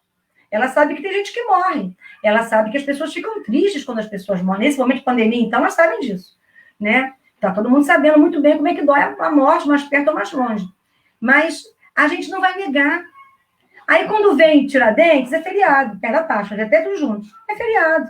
Feriado também. Aí a gente conta. Isso, a nossa verdade não é universal. E aí, quando a gente trabalha com datas, a gente vai trazer isso como verdade universal. E vai trazer assuntos que não interessam a infância naquele momento. Agora, gente, olha só. Eu vou trazer um exemplo meio duro, né? As pessoas falam, no caso da Páscoa, mas elas estão falando muito no chocolate. Pois é, mas uma pessoa que eu entrevistei para minha pesquisa, um professor muito importante, ele dizia assim: pois é, Marta, mas as crianças também chegam na escola falando do tiroteio. E aí, quando ela fala, aí lá em casa ninguém dormiu não, porque comeu bala. A professora, querido, que pena, né? Gente, vamos lá, vamos sentar para ouvir a historinha. Pô, Marta, mas vai falar de bala? Pô, vou ter que ouvir, né, cara? Tem que ouvir. Aí ele vai falar da bala, a outra vai falar assim, lá em casa também teve. E aí vai aparecer a festa junina. Peraí, acaba de contar isso aí que você está falando. Não, aí você tem que ouvir a criança, porque o outro pode dizer, e na minha casa também comeu bala. Gente, se vocês estiverem ouvindo um gato miando, e a minha gata escandalosa, tem uma hora no dia que ela faz um escândalo lá fora do quartinho, do meu escritório. Eu sabia que ela é ela. Tá miando. Não, é a outra que faz o escândalo. Bom, são muitos gatos aqui em casa. Aí, ela... Perdi. Você estava falando da criança, do tiroteio. Tá. Aí, então, a outra vai falar assim, lá em casa tem isso não, você mora mal, hein? Mora mal? Onde é que você mora? Então vamos ver onde é que a gente mora. Aí vai lá, pronto. A gente ouviu, a gente teve escuta, pegou um gancho e foi traduzir aquilo em aprendizagem. Fulano ouviu tiro e fulano também, porque eles moram perto. Fulano ouviu porque ela mora longe. Mas será onde é que ela mora é melhor? Não é melhor, cada um tem a sua casa. Como é que é a sua... As pessoas moram em lugares diferentes. Não quer dizer que sejam ruins, pode até ser. Ah, mas eu moro assim. Não, minha mãe falou que comeu tiro, mas eu durmo muito, eu durmo... Você dorme? Vamos falar do sono, interromper o sono, vamos falar do medo, da tristeza. Como é que eu vou... Entendeu? Eu não vou calar a criança nem ignorar, porque eu tenho um planejamento para fazer. Porque o meu planejamento ele tem que estar completamente entremeado com aquilo que ela me traz, né?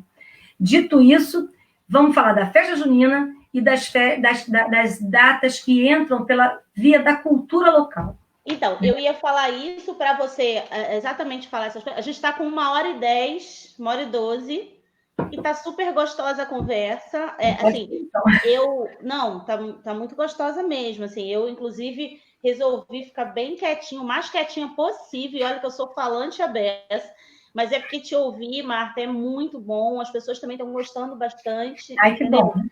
Sim, porque são outras experiências. A sua pesquisa é muito interessante, porque vai mexer. É engraçado, você até tocou nesse assunto, né? Não são todos lugares na academia que se incomodam com a questão da data comemorativa, e a gente sabe disso.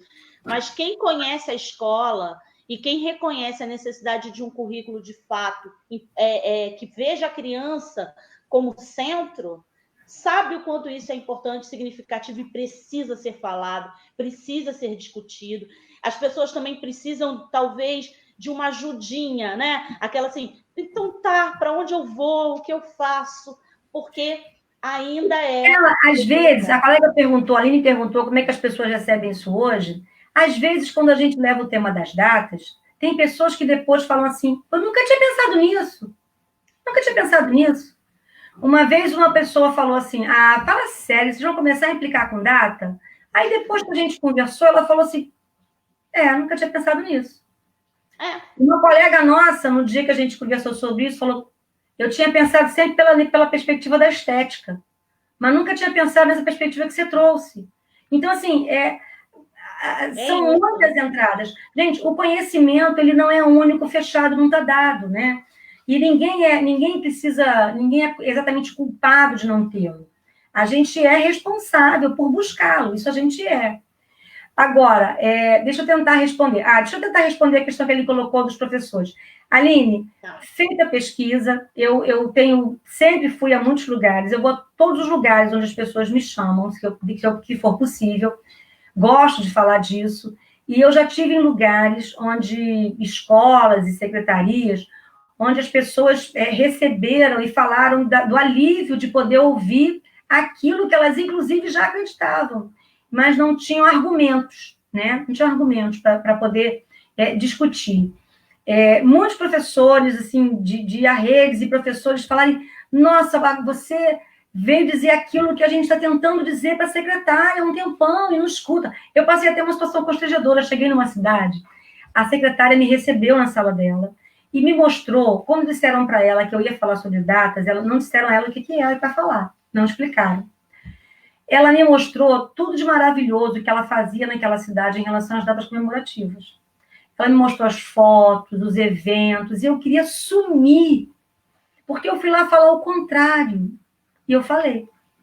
Ela sentada na primeira fileira. E eu muito sem graça, porque ela falou meia hora comigo, pelo menos, tão orgulhosa de tudo que ela promovia naquele lugar. Cidade pequena, tudo que ela promovia para a cidade, a partir da educação, sobre datas, né?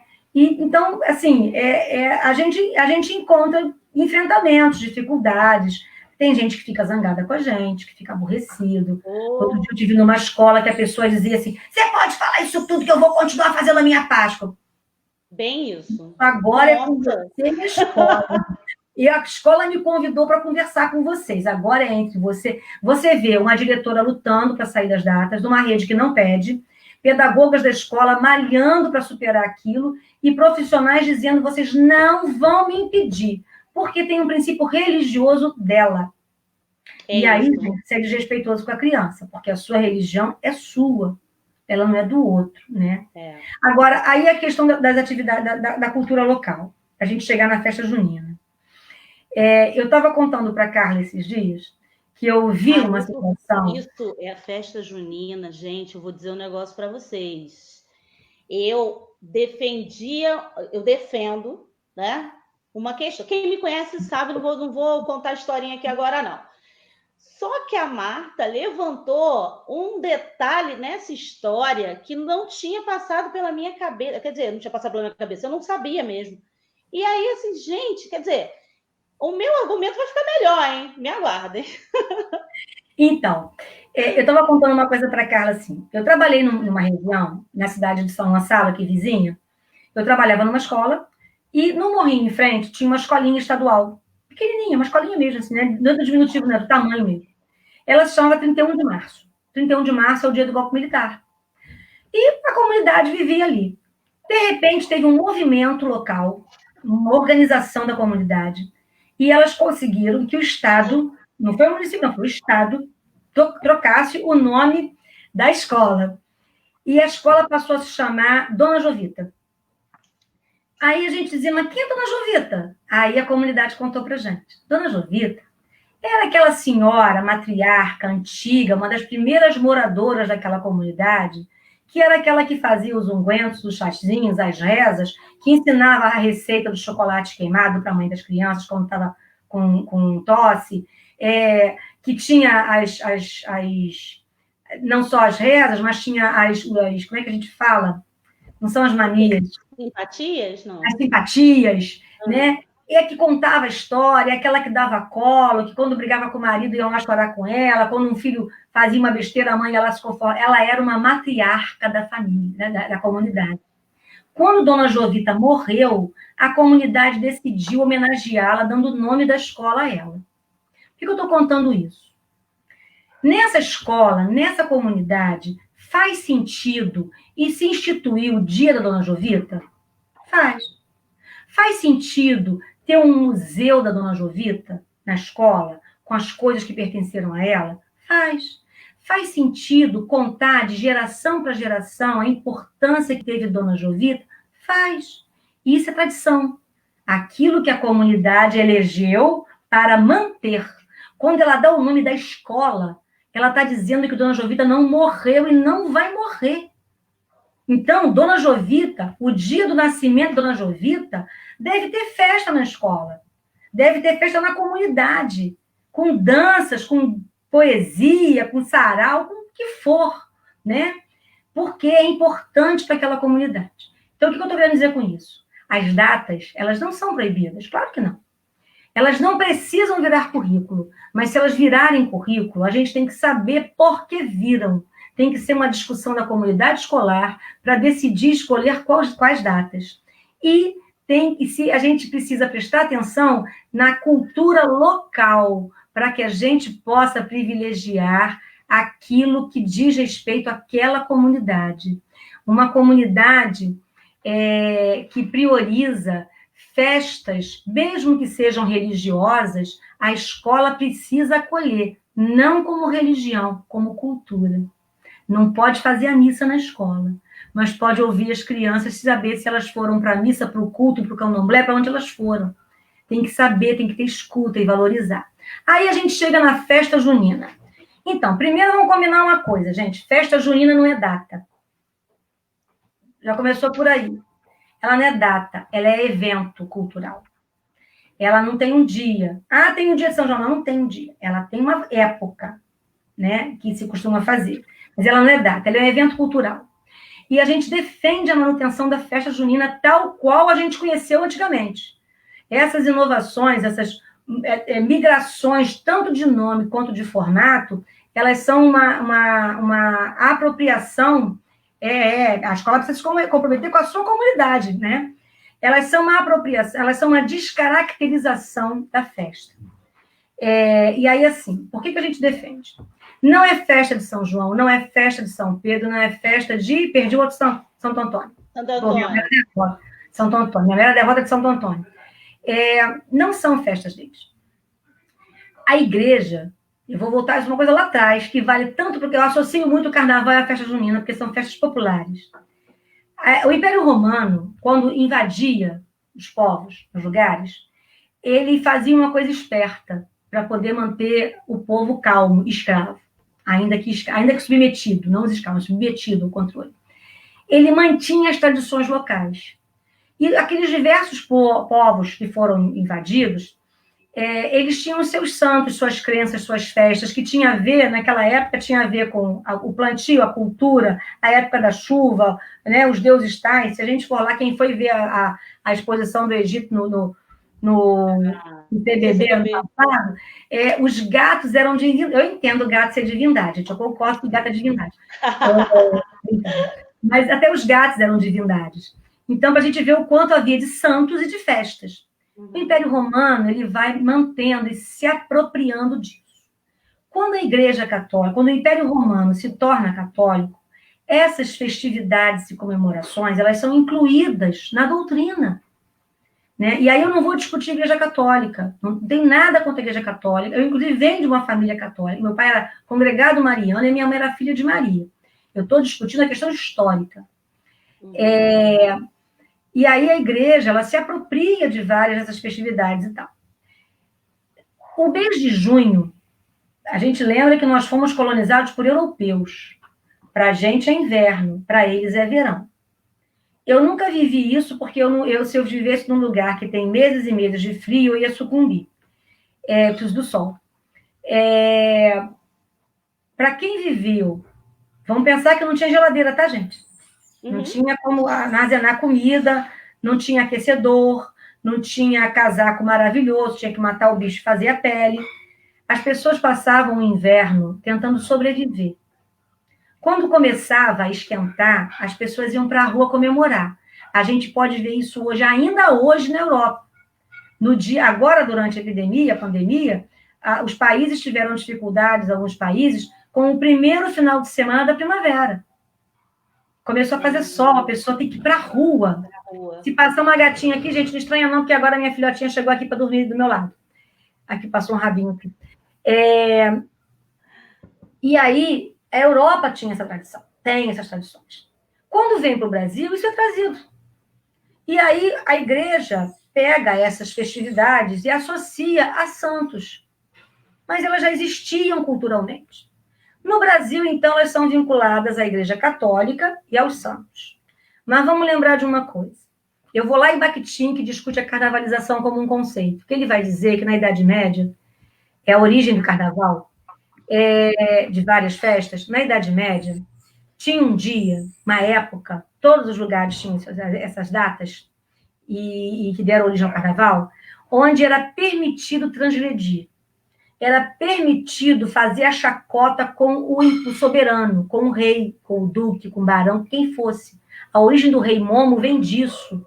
Era de praxe. O rei sabia, o rei permitia, o rei apoiava, porque permitia aquele dia de grande farra, ajudava a ser uma válvula de escape das tensões sociais. Durante aqueles dias, as pessoas comiam, bebiam, se vestiam como queriam, se vestiam do sexo oposto, o sexo era liberado, a música alta, a dança, a farra, o jogo, tudo que era proibido ou era regrado pelo soberano, naqueles dias era permitido. E aí as pessoas depois voltavam para sua vidinha de submissão e continuavam. Essa é uma das origens do carnaval. E as festas juninas, elas têm uma coisa similar, do ponto de vista que eu olho. Se você olhar a festividade, pensa no interior do Brasil de anos atrás. A igrejinha está lá fazendo a sua festa religiosa. A missa, a procissão, toda aquela festa religiosa. Aqui na rua, no pátio, tem a festa rolando. Aqui está todo mundo sério rezando. Aí o pessoal vem para cá todo bonito, arrumado, depois comer, beber, dançar. Eu estava falando para a Carla assim, as meninas não se arrumavam bonitas para Santo Antônio. Elas se arrumavam bonitas para o Antônio, que ia estar na quermesse. Então, você cria, paralela à festa religiosa, uma festa popular. Que as pessoas, então, aquelas pessoas que viviam na área rural, o Brasil era um país rural, elas tinham estes dias para comemorar, se arrumar. Eles iam para a cidade, vinham lá do interior, claro, com a sua melhor roupa, para viver aquela festa e se encontrar. As famílias se encontravam, as pessoas se encontravam, né? Os grandes centros podiam ter essas grandes festas. O Brasil se urbaniza, as pessoas migram. Muitos de nós que estamos aqui hoje, talvez tenhamos um pai, um avô nordestinos, onde isso era mais forte, pelo Brasil inteiro, mas lá é muito importante. E traz essa cultura. Isso acontecia nas igrejas, nas ruas, nas comunidades, nas famílias. As famílias faziam e fazem festas juninas e acontecem na escola, né? E aí, com a discussão religiosa, e aí não é da laicidade, aí é da questão das disputas religiosas, não pode ter santo. Então, faz festa da cultura. Gente, cultura é um termo muito amplo. Cultura... Há muitos anos, quando eu fiz a minha monografia de graduação, eu dizia assim, o autor tal aponta 61 conceitos de cultura. 61 conceitos de cultura naquele autor, para a gente ver como é que não tem uma cultura. Culturas. E aí, com festa da cultura é um equívoco, porque não há uma única cultura.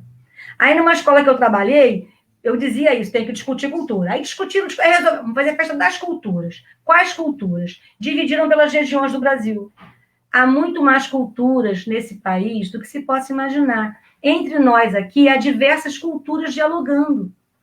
Porque as culturas pessoais, as culturas familiares, as culturas de bairro, as culturas de cidade, as culturas religiosas, são as culturas escolares, as culturas dialogam. Então, assim, a gente defendo isso mesmo, defendi como profissional e defendo isso. Falei para a Carla que eu preciso escrever isso no artigo que ainda não escrevi, que a festa junina é uma festa popular. Para mostrar que você nem foi e já estou... Não, ela está dizendo que ela vai acabar. Ela quer ouvir mal, mas eu estou querendo acabar. Nada, aqui já teve uma lista de pessoas dizendo para não acabar. Eu falei, gente, que loucura. Também tem que acabar. Em um momento acaba, né? Vai acabar. E aí você tem uma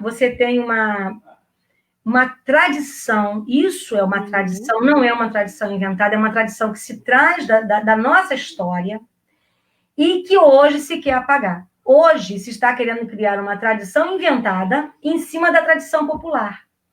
Festa junina é uma das coisas mais populares desse país, é povão. E aí é aquela cultura do povão sendo interditada. Isso a gente precisa refletir quando a gente tira a festa junina. E o carnaval. Não, agora, a família tem uma religião que não permite. Isso tem que ser respeitado. Tem que ser respeitado. A gente não tem que dizer para a mãe, e eu já vi isso acontecer, que isso é um absurdo. A gente tem que dizer para a mãe por que a gente faz. Dizer para ela que ali não é prática religiosa. Mas se a religião dela não permite, a gente vai respeitar. Ela vai dizer assim, a minha filha vem, mas ela não dança. Não tem problema. Ela vai dizer assim, a minha filha vem, mas ela não virá de caipira. Não tem problema. Eu já vi escola desmerecer família, desmerecer criança por isso. Isso está errado. A família tem o direito de dizer que não quer que o filho dela participe. Aí Mas é ela que entra também com a diversidade, né? Sim, mas ela tem o direito de ser informada do qual é o objetivo da escola, né? Sim. Então, festa junina, gente, é um negócio lindo, Eu né? acho interessante você falar isso, porque a história do... Eu defendo, sempre defendi, assim, muito fortemente, que o carnaval e as festas juninas, a festa junina precisa ser, sim, estar na escola, né? Porque são elementos da nossa cultura, né? Embora eu não conhecesse, quando eu falei naquela hora, eu não conhecesse essa origem, como você aponta, da festa junina, né? Então, assim, e a gente ficou em muitas escolas, né, que eu já trabalhei, que eu trabalho, enfim, ficou numa delicada saia justa, né? A partir do momento que se vinculava, né, até então, com essa ideia de que a festa junina teve uma origem no catolicismo, né? E aí é isso que ficou muito forte por conta de Santo Antônio, São Pedro e São João, e aí ficou aquela história, bom, você tira a Páscoa porque é de uma tradição católica e de, enfim, religiosa, você tira o Natal, né? Porque também tem essa tradição, embora 25 de dezembro não seja exatamente. Já tem uma discussão. Tem essa discussão, mas é a data imposta pela igreja como o nascimento de Jesus. E aí mas deixa a festa junina, e aí tinha vários questionamentos. Daí surgiram essas questões que você traz, a festa da cultura, né? Outros nomes que vão se colocando. Ainda tem uma coisa, Carla, que a gente estava falando, as músicas da festa junina que citam os santos, elas são um deboche, elas são uma brincadeira com o santo. Não são hinos sacros que se cantam na festa junina. Né? Quando se citam os santos, se cita na piléria, na bagunça, naquela brincadeira popular. E que aí a gente não permite que a igreja católica conviveu com essa piléria, não ofendeu o santo, estava para confirmar. Por que elas seriam excludentes, Jota? Porque elas seriam excludentes porque nem todos vão. Basta que a gente não os proíba de ir e nem que a gente tente obrigá-los, mas que a gente dê ciência a eles. Porque a gente sabe que há uma diversidade. Porque senão, por exemplo, o cadeirante vai dançar quadrilha? Se eu partir do princípio que ele não vai dançar, então não pode ter quadrilha. Mas eu posso conversar com ele, porque eu já dancei quadrilha com cadeirante. Uhum. Já dancei quadrilha. O carnaval geralmente está no período de adaptação. E aí acontece uma coisa muito chata. Naquela primeira semana que está vindo meia dúzia, que a gente está meio assim, engrenando, a gente enfrenta um baile de carnaval, faz um monte de marcha igual de EVA, a criança não tem grande participação nisso, coloca um monte de marchinha de carnaval e a gente senta para olhar. Não é. Isso não é baile de carnaval. Não tem significado. Eu não sei se tem que ter o baile do carnaval. Essa é uma discussão que a escola tem que ter. Agora, não se pode deixar de entender que para algumas comunidades o carnaval não tem como não entrar na escola. Exato. Gente, eu estou na região metropolitana do Rio de Janeiro. Então. Inclusive, em Niterói, é onde eu moro, o carnaval tem uma importância. No Rio de Janeiro, ele tem uma importância que eu não consigo mensurar. Eu tenho amigas que trabalham nas comunidades das escolas de samba. Aliás, uma colega ontem ou hoje, estava falando numa formação do Rio de Janeiro sobre o samba na educação infantil. Porque ela é sambista, ela é compositora de escola de samba e é professora de educação infantil. E isso atravessa. Ela fez um projeto trazendo os grandes nomes femininos do samba do Rio de Janeiro. Ela atravessa, ela trouxe isso para ela, na verdade, é educação infantil, ela é ensino fundamental, nos anos iniciais.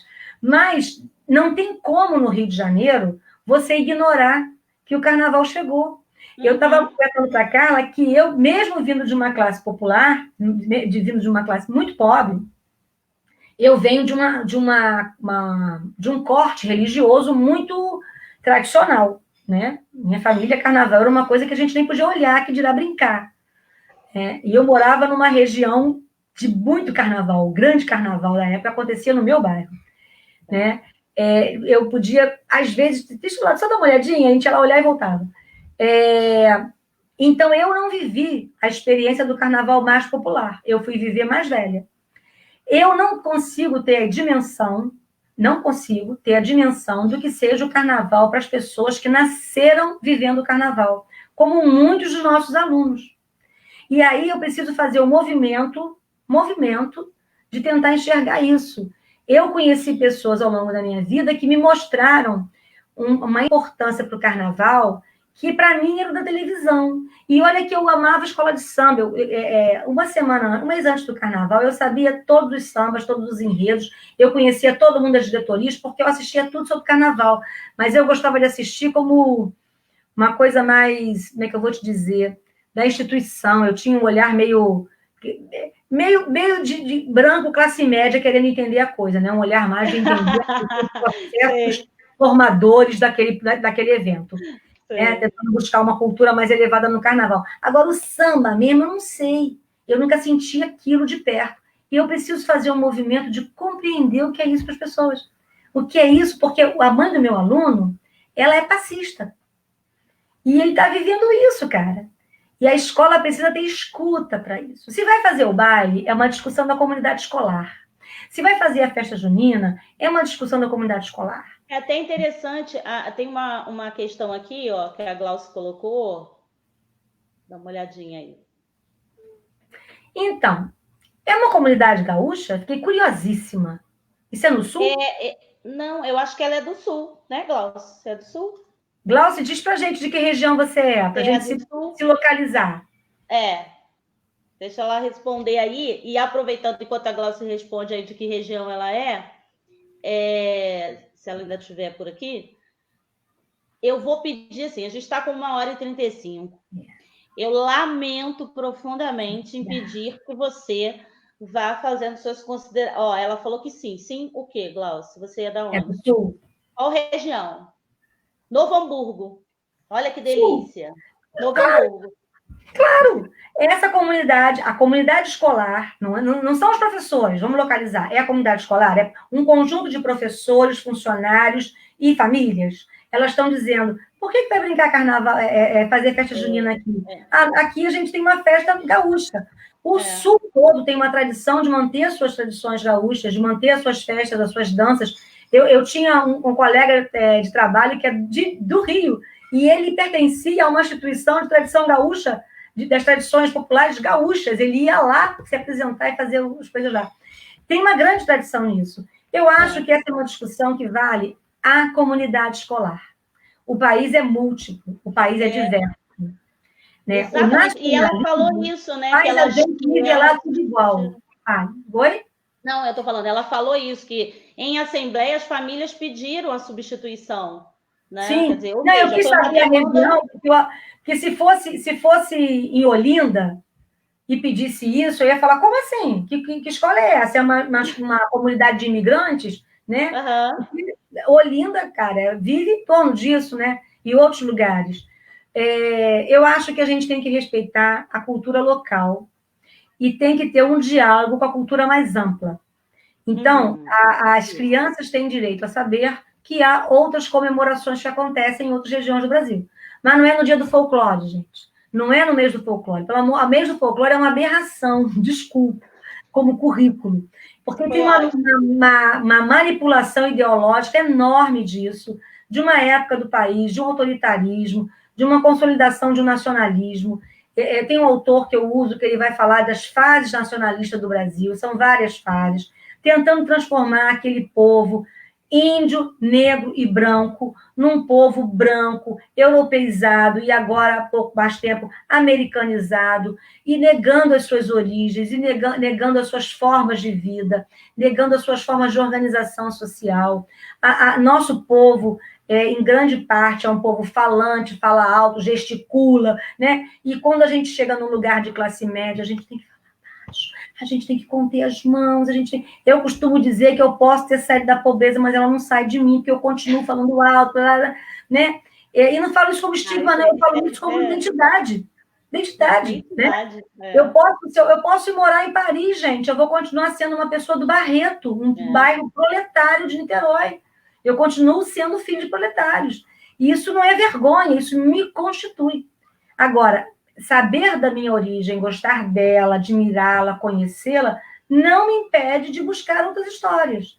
A escola, conhecer a cultura local, não a impede, trabalhar a cultura local, não a impede de ampliar outras histórias.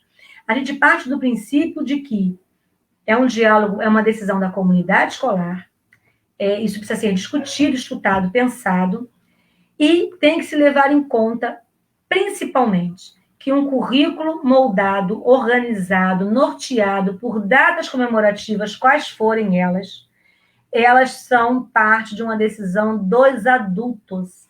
Logo, é um currículo adultocêntrico. As diretrizes curriculares trazem muito claro para a gente. E, gente, as diretrizes, elas são tipo minha Bíblia, tá? Porque elas não nasceram da noite para o dia de um legislador excêntrico.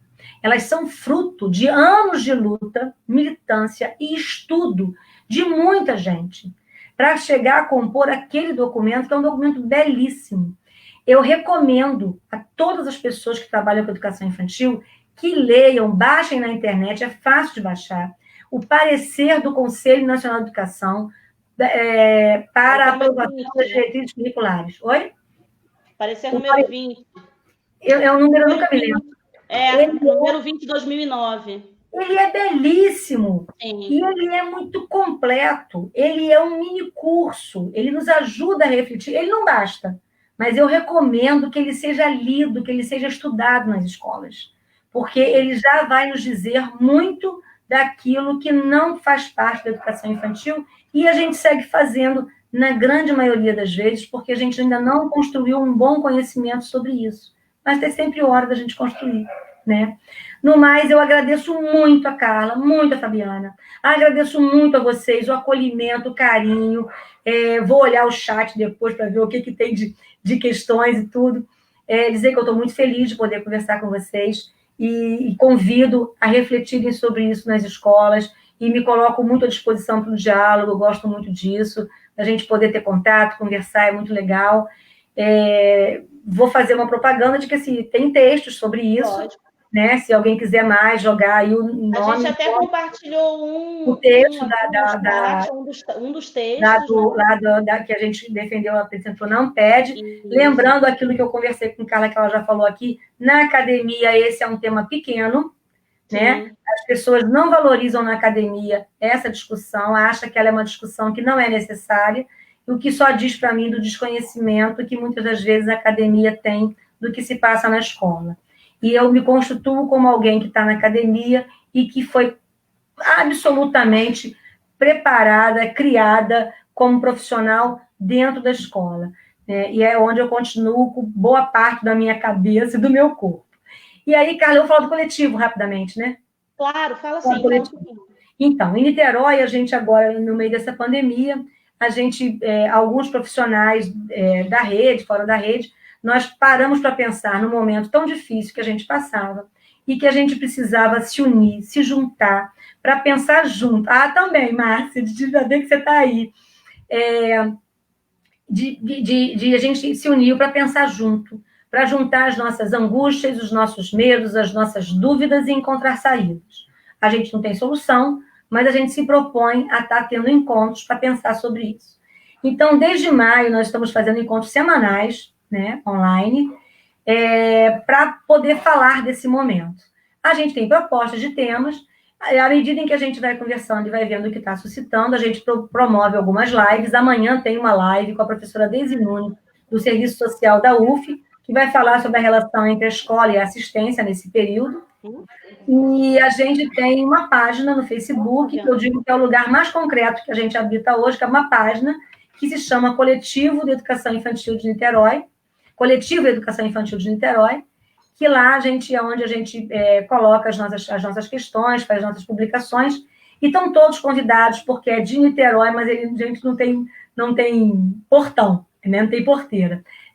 A Carla já esteve, a colega da secretaria esteve também. Mariana também. Já teve professor de Macaé, já teve de Maricá, tem de outros municípios, tem do Rio, tem de outros lugares. E, assim, é um momento em que o eixo de trabalho do coletivo é o diálogo. Né? Não foi isso que aconteceu aqui, eu falando. Esse é o formato da gente da live, de um diálogo, mas tem alguém puxando. No coletivo tem as lives e tem os encontros semanais que são horizontais. É a hora da gente abrir o microfone e fala e conversa e discute entre si e se escuta. E a gente entende que, na perspectiva teórica que a gente trabalha, a escuta é um processo formativo. A gente entende que as pessoas que fazem parte desse coletivo, elas estão se formando, se constituindo profissionais a cada encontro. Eu, particularmente, digo a vocês que do dia que a gente começou o coletivo para cá, eu já me sinto extremamente alterada sobre várias questões de educação infantil na escuta com os colegas. E aí todos serão muito bem-vindos, estão convidados, e eu me despeço e agradeço muito essa possibilidade. Carla, muito grata a você. Ai, Marta, olha só, é incrível conversar com você. E assim, quando a gente estava preparando, a gente ficou quase 2 horas conversando, eu, Marta e Fabiana, falando sobre o que seria falado aqui. E a gente até brincou, eu e Fabiana, assim, falou assim, gente, a gente teve uma aula, né? E agora a Marta também nos presenteou a todos nós com esse belíssimo diálogo, que foi uma aula também, sabe, Marta? É muito gostoso te ouvir, a forma como você fala, encanta e envolve. Então, assim, a gente está muito feliz de você ter participado aqui conosco do Abaetê. O Abaetê vem tentando ampliar essas formas, essas possibilidades de formação, né? E o Abaetê nasce no interior do Rio de Janeiro, né? E a gente imaginou, quando o Abaetê nasceu, que ele ia ficar no interior do Rio de Janeiro, né? Na formação. Até então, a gente não tinha pensado em nenhum momento, eu acho que muitos de nós, em fazer nada assim tão amplo quanto essas reuniões online, né? Esses encontros online, porque a gente não pensava nisso, até porque a gente veio também de um lugar que a gente gosta do toque, do olhar, do sentir o cheiro, né? De todos os sentidos ali aguçados. E aí essa pandemia chegou e nos fez ressignificar tantas coisas na vida, e o Abaetê também começou. Ela nos afasta e nos aproxima. E nos É um aproxima. paradoxo. Ela nos afasta e nos aproxima. A gente espera que isso se resolva o mais rápido possível, que esse rápido já não vai ser rápido mais, porque já vem se alongando, né? A gente sabe das lutas, né? A gente sabe das dificuldades e de quem dificulta ainda mais, mas a gente está junto e o Abaetê vem proporcionando vários encontros. No dia 30 de julho, a gente vai ter um encontro com a professora Fernanda Reis, que é uma professora da rede municipal de Macaé, professora de educação física, que atende, né? Na verdade, ela é coordenadora em Macaé, em Macaé e Itaboraí, ela é coordenadora de educação física, né? E no caso de Macaé, para a educação infantil. Então, ela trata desse lugar do corpo na educação infantil, Bem legal. Todas as suas contribuições belíssimas, né? Quem é de Macaé já conhece a Fernanda, quem é de Itaboraí. E hoje em dia a Fernanda também anda flutuando nas lives, uma delícia, e ela vai conversar com a gente no dia 30, né? Falar um pouco desse corpo na educação infantil, inclusive desse não corpo, né? Desse corpo que é aprisionado também na educação infantil. Então a gente vai falar um pouco sobre isso, né? Isso é muito importante. E agosto a gente continua, temos muita gente aí boa para conversar, esperamos que todos vocês estejam conosco. Quero agradecer mais uma vez, por mim, pela Fabi, por você compartilhar esses saberes todos, e em breve a gente ter uma nova conversa por aí, tá bom? Muito obrigada, estou muito feliz. Obrigada e vou a você. dizer, olha, todo mundo aqui está te agradecendo bastante. Depois você vai ler, tem muita coisa gostosa aí para ler. Obrigada. Bom, muito obrigada. Bom. Beijo. E tchau, pessoal. Olha, agradeço a todo mundo, conhecidos e novos conhecidos que aí estão conosco, nos acompanhando. Estamos também muito, muito felizes com vocês aí, tá bom? Um abraço a todos. Tchau. Tchau.